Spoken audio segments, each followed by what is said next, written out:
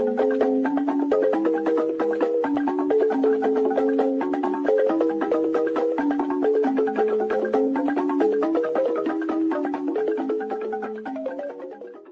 want every one of you to remember these three words. Nigerians, we are no more. Southeasterners and Southerners, we cannot become. And Biafrans, we must be. A servant of the wonderful people of Biafra. We are live and we are direct this very morning, afternoon, or night, depending on where you are. And we start this very day by making it abundantly clear that the greatest enemy of a black man is the way that we reason. If not that the way we reason is very, very abhorrent, there is no need or reason why we should be suffering and complaining every blessed day without the courage to do something about it. Welcome, fellow Biafrans, lovers of freedom across the world. I welcome you to this amazing program. Please, kindly like and share this program to all platforms. Share to family and friends. Share to everyone that is close to you. This information is coming to you from the platform that is under the United States of Biafra. The United States of Biafra under the command of our Prime Minister, Mazi Simon Ekpa Njoko, and on the Supreme Command of Mazi Nnamdi Kanu. Today, under the leadership of the Deputy Prime Minister, Dr. Ngozi Orebweze. Please watch closely to the video I'm about to play, where we'll talk about the irredeemable situation of Nigeria. Some of you do not understand. Simply because we are commenting on the social media, you don't believe us. But I want you to get information that are coming from their conventional media. The irredeemable situation of Nigeria is overwhelming, and the end of the zoo has come. It doesn't matter what you think about it. It doesn't matter what you believe. The truth remains that Nigeria has ended and there is no going back. Wherever you are as a Biafran, the earlier you begin to support the independence of the United States of Biafra, the better for you. And if you are from other regions, the earlier you begin to support your own region, the better for you. Biafra is not your problem. Let's watch. Topic. IPOB insists on May 30 sit at home. Says day of celebration of Igbo Day. During the morning show, we said something about IPOB said, look, okay, Igbo elders say 30th May, the day that Biafra declared independence in 1967, IPOB says, let's celebrate that day as Biafra Day. Elders said, no, it should be Igbo Day. So there is this argument between IPOB and the elders, about what is the right nomenclature. Should it be Biafra Day or should it be Igbo Day? And IPOB is insisting that it must be Biafra Day. So what's your reaction to? My reaction to this is very simple. Okay. You see, if we concede to the Biafra Day, it's like we are resuscitating combative agitation through that particular day. But you still achieve the same effect, the same narrative if you say Igbo Day. Government cannot be comfortable if you are saying you are celebrating Biafra Day. Already you have put government on its toes, given the antecedents of the agitators for Biafra. Just like when Odua Republic, Odua Congress, People's Congress, OPC, when they were here and rooted in the Southwest, no president or governor would hear OPC Day or Odua Republic Day and will be comfortable in the government house on that day, because it can snowball into something unexpected. And I don't want a situation, we are getting to a point that we are achieving success in bits. Now they said political solution cannot free Kanu. Now we are having accelerated hearing. In the next couple of weeks, we will get judgment on that case, and then we'll move forward. And now we want Biafra Day. I would prefer we talk Igbo Day. But that because hold on. Okay. You see, I am saying my mind as a Nigerian. And if it comes to OPC, it's the same thing I will say. But in this particular one now, some persons will say, no, we are not doing it that way. No, Mr. We are not doing it. We are listening. You know what? On this program. At this point in time, I'm hold cutting it, at this hold point. it. No, I'm not holding it. I'm cutting it. No, I'm not holding it. You are not the one moderating this program. I am the moderator of the show. You are the one that's no, I am the moderator of the show. And if you are moderating, please. It's a free for all here. Please. It's my show. When you finish, so now the thing let is us know when we can come. That's why we're not doing a question and answer session on this particular show. It's a newspaper. But he was making a point, and you interjected him. So let him.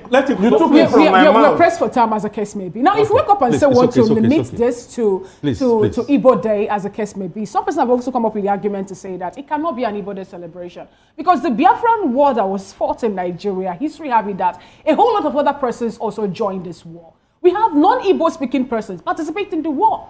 For example, someone said earlier in the morning that the second in command during Ojukwu during the time of the war was an Akwa Ibom man. He wasn't an Igbo man, as the case may be. So when you say we are making it Igbo Day celebration on the 30th of May, it's more like disenfranchising the persons who also lost their loved ones in the cold hands of this particular war, to say that they are no longer, maybe they don't really, their effort during the war is not being recognized, which is not really a good thing. So if we're saying we're having a Biafran Day celebration, which actually happens after the Biafran War, to recognize heroes who lost their life in both ends, from Nigeria and also, the Biafrans, then we shouldn't wake up to make it an Igbo thing. We shouldn't streamline it and make it just an Igbo thing. People from Benue State join in this war.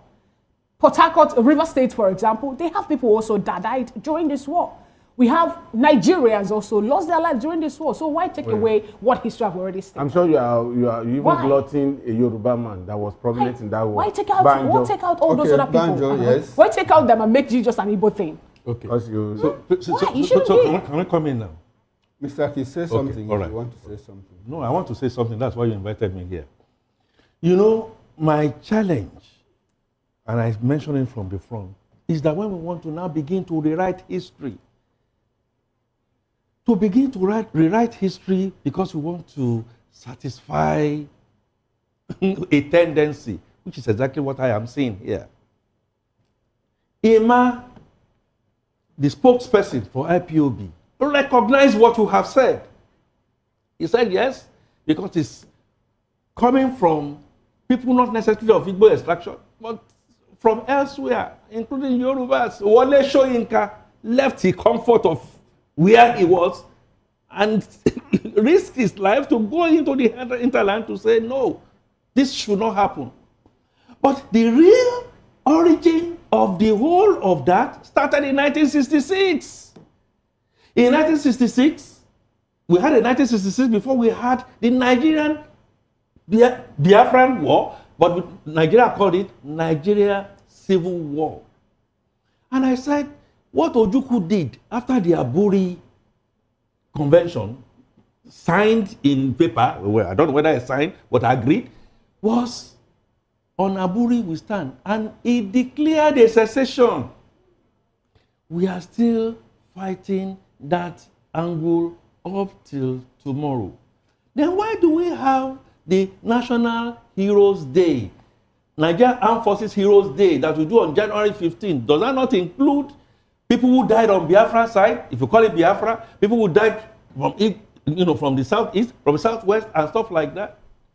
You begin to create an avenue whereby, I don't have a problem. If the bulk of the Igbo nation, people say, yes, we recognize that, there is a plebiscite that can go on. Go ahead, do your plebiscite, tell us what areas, the Biafra, is it Biafra of old or Biafra of new and all that, before you can then begin to talk of Biafra Day, Biafra currency, Biafra language and all that. That basically is mine. Now, there is a growing tension and distrust in Nigeria. There is a growing tension and distrust in Nigeria between the southeast and the north, the southeast and the southwest, the east central, that again is dovetailing into this leadership question. We can now get a great human being from the southeast, but would he be trusted?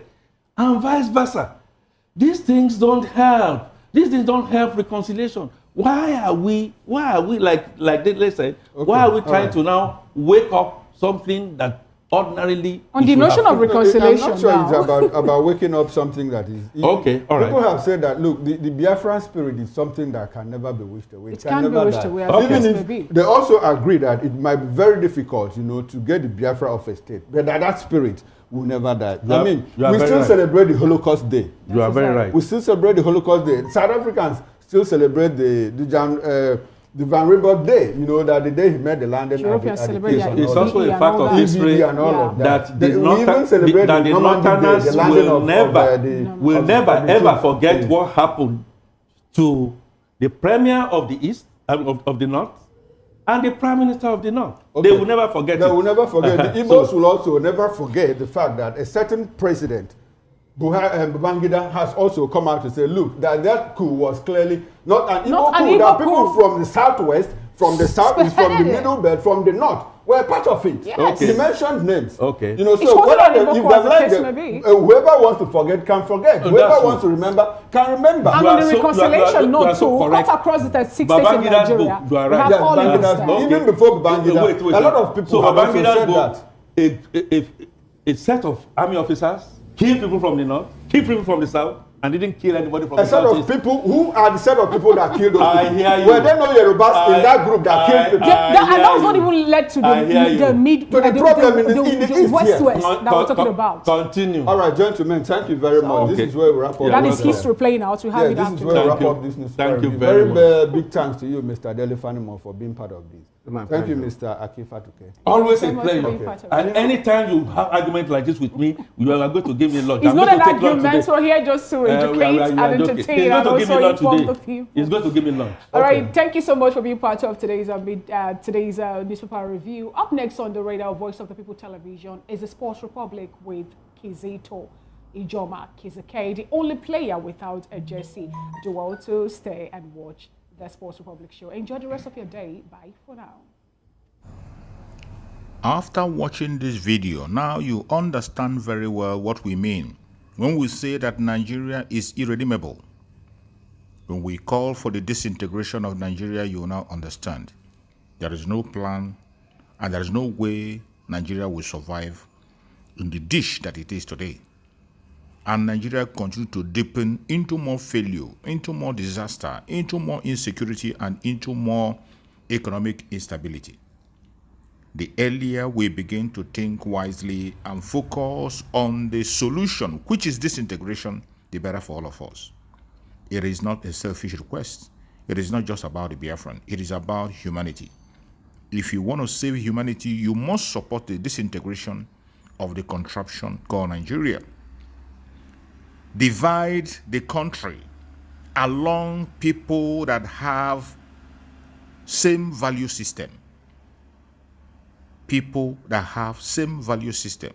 The Oduduwa people, the Middle Belt, the Northerners, and the Southeastern and the Biafrans.